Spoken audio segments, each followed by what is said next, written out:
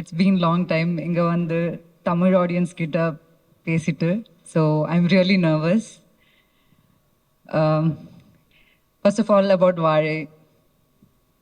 இது I don't think வாழை is a cinema.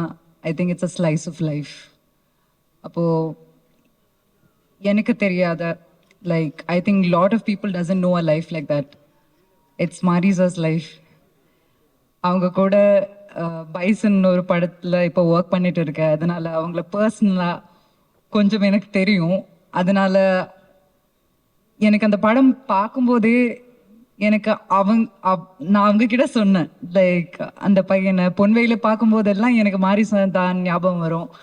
And வந்த போதெல்லாம் ஐ saw him and the life he has lived with the entire village or the people there. அவங்க கூட இந்த படம் ஒரு படம் இல்லாமல் அது ஒரு எக்ஸ்பீரியன்ஸாக எல்லாருக்கும் தோணும் அது தியேட்டரில் பார்க்கும்போது.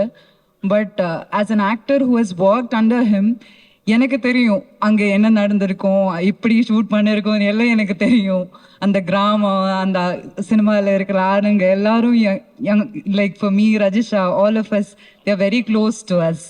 So we know the experience and I feel I'm very, very privileged to be a part of this learning experience. Thank you so much for this opportunity, and to all the artists who have performed in the film. You guys are like real inspiration. I think நான் நிறைய கற்றுக்கணும் from them.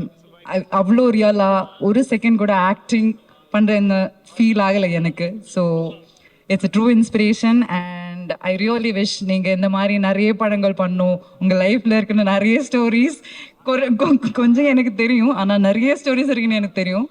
அதெல்லாம் சினிமாவாக பண்ணும். Thank you so much and congrats in advance. People are going to love this film. Thank you all. Thank you very much. Thank you so much, Anupama.